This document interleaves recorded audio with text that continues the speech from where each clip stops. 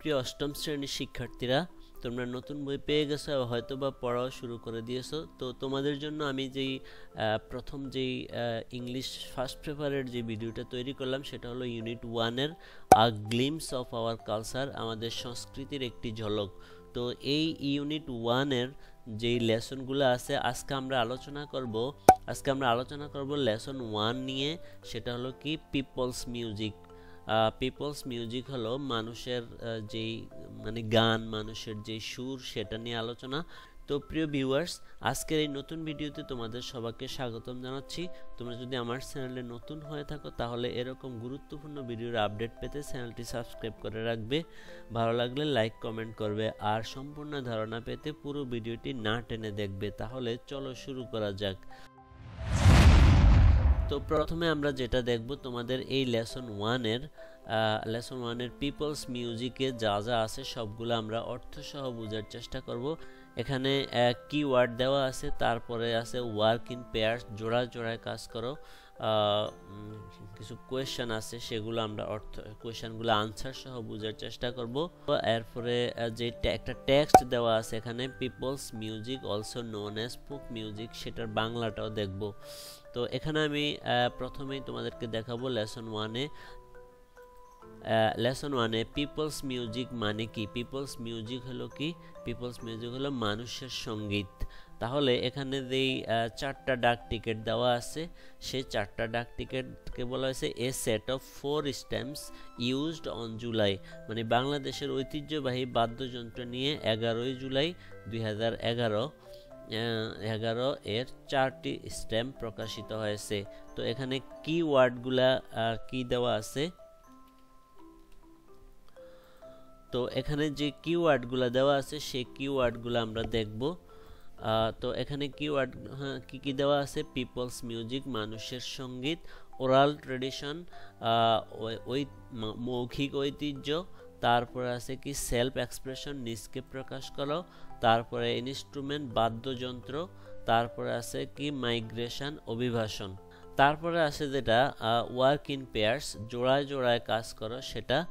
তো এখানে জোড়ায় কাজ করো যে প্রথম যে কোয়েশ্চেনটা আছে, what kind of music do you hear in your daily life, আপনি দৈনন্দিন জীবনে কোন ধরনের সঙ্গীত শুনেন।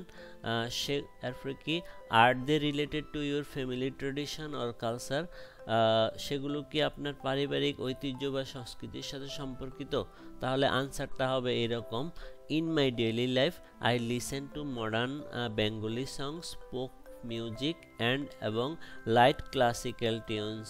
Some of these songs are related to family tradition and cultural festivals. তো এই হলো প্রথম প্রশ্নের আনসার। তারপরে 2 নম্বর প্রশ্নে, হোয়াট ডু ইউ থিঙ্ক, তুমি কি what do you think music changes our over time, আপনার মতে সঙ্গীত সময়ের সাথে সাথে কিভাবে পরিবর্তিত হয়, এটি কি একই সাথে নাকি মানুষের জীবনধারার সাথে বিকশিত হয়। তো এই প্রশ্নের আনসারটা কি হবে, মিউজিক ইভলভস মানে গান কি হয়, বিকশিত হয়, ওভার টাইম সময়ে সময়ে, as it adapts to people's lifestyle, যেহেতু এটা যেভাবে এটা খাপ খাইছে মানুষের জীবনযাত্রার সাথে। Traditional songs are often modernise, ঐতিহ্যগত গানগুলি প্রায় কি হয়, মডার্নাইজ হয় মানে আধুনিকীকরণ হয়, with new melodies and lyrics influenced by contemporary trends and technology. তারপর আমরা দেখব 3 number question, can you think, তুমি কি মনে করো, of any traditional instrument you have seen or heard about, what materials do you think they are made from, আপনি কি কোনো ঐতিহ্যবাহী বাদ্যযন্ত্রের কথা ভাবতে পারেন যা আপনি দেখেছেন বা শুনেছেন, সেগুলো কি উপাদান দিয়ে তৈরি বলে মনে করেন। তো আনসারটা তোমরা এখান থেকে পড়ে নিবে, আমি ভিডিওটা সবগুলো বুঝাতে গেলে ভিডিওটা অনেক লম্বা হয়ে যাবে। 4 নাম্বার প্রশ্নটা আছে, what might certain types of music becomes less common as people move from villages to cities, মানুষ গ্রাম থেকে শহরে চলে আসার সাথে সাথে কিছু ধরনের সঙ্গীত কম জনপ্রিয় হয়ে উঠতে পারে কেন। তো সেটার আনসারটা এখানে দেওয়া আছে। তোমরা একটু দেখে নিবে। তারপর আমরা যেটা দেখব পার্ট এখানে বিতে যেটা আছে, বিতে তোমার কি আছে, read the text and answer the following question, পাঠ্যাংশটি পড়ুন এবং নিচের প্রশ্নগুলোর উত্তর দাও। তো এখানে আমরা এই অংশটুকু পড়ব। People's music, also known as folk music, consists of tunes, lyrics and knowledge passed down orally for generation. মানুষের সঙ্গীত যা লোকসঙ্গীত নামে পরিচিত, এতে সুর, গীত এবং প্রজন্মের পর প্রজন্ম ধরে মৌখিকভাবে চলে আসা জ্ঞান অন্তর্ভুক্ত। তারপরে কি, ওভার টাইম, সময়ের সাথে সাথে, দিস মিউজিক হ্যাজ ইভলভ, সময়ের সাথে সাথে এই সঙ্গীত মানুষের জীবনধারার সাথে জড়িত থেকে বিকশিত হয়েছে। ইভলভ অর্থ হলো বিকশিত হওয়া। Hour agriculture, food, ecology, season and ritual, মানে রীতিনীতি, আর অল রিফ্লেক্টেড টু দিস সংস, মানে আমাদের কৃষি, খাদ্য, পরিবেশ, ঋতু এবং আচার অনুষ্ঠান এই গানগুলোর মধ্যে প্রতিফলিত। পল্লীগীতি, ভাটিয়ালি, জারি সারি, জারি সারি, গাম্ভীরা, লালন গীতি, পালা গান অ্যান্ড সংস অফ হাসন রাজা all embody the self expression of the people। তো এটার বাংলাটা আমরা এখানে রেখেছি, গাম্ভীরা, লালন গীতি, পালা গান এবং হাসান রাজার গানগুলো মানুষের আত্মপ্রকাশের প্রতীক। তারপরে কি, as the landscape changes the music shift to, মানে ভূমির পরিবর্তনের সাথে সাথে সঙ্গীতও পরিবর্তিত হয়। In the hill tracks your encounter music with the same role but expressed in the diverse languages of the ethnic communities। পার্বত্য অঞ্চলে আপনি একই ভূমিকার সঙ্গীত খুঁজে পাবেন, তবে তা বিভিন্ন আদিবাসী জনগোষ্ঠীর ভাষায় প্রকাশিত। তারপরে আমরা যেটা দেখব, the instrument used for folk music are crafted from materials found in the surroundings, মানে লোকসঙ্গীতে ব্যবহৃত বাদ্যযন্ত্রগুলো আশেপাশের পরিবেশ থেকে সংগৃহীত উপকরণ দিয়ে তৈরি করা হয়। তারপরে কি আছে, animal skin, bamboo and calabash are common example, মানে প্রাণীর চামড়া, বাঁশ ও লাউয়ের খোল সাধারণ উদাহরণ। তো প্রিয় শিক্ষার্থীরা, আমি এগুলো আর পড়লাম না, তোমরা এগুলো আস্তে আস্তে পড়ে নেবে, তোমরা এই লাইনগুলো পড়ে নেবে।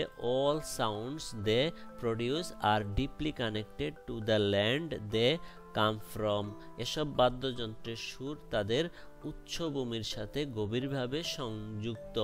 তো এগুলো তোমরা পড়ে নেবে, আমি আর পড়লাম না, এখানে ভিডিও অনেক লম্বা হয়ে যাবে। তো এই অংশটা তোমরা পড়ে তারপরে ট্রান্সলেশন অফ হাসন রাজাস লোকে বলে রে, মানে এই গানটা ইংলিশে রূপান্তর করা হয়েছে। তো এটার বাংলাটাও আমি তোমাদের জন্য দিয়ে রেখেছি, তোমরা oh they say my house is no good, মানে লোকে বলে রে আমার ঘর বাড়ি ভালো নয়, সেই গানটা এখানে ইংলিশে লেখা হয়েছে, সেই গানটা এখানে ইংলিশে লেখছে। আবার আমি এই ইংলিশটার বাংলাটা তোমাদের জন্য দিয়ে রাখলাম, তোমরা একটু দেখে নিবে।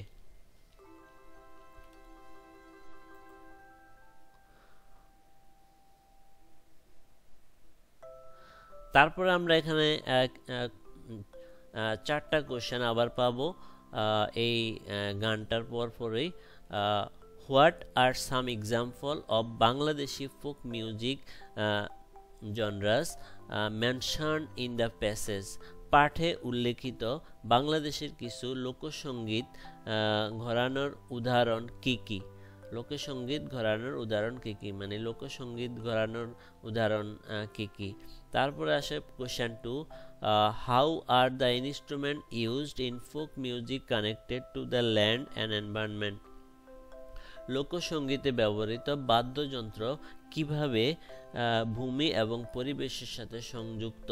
তারপরে question number 3, what happens to folk music as people move to cities and villages change, মানুষ শহরে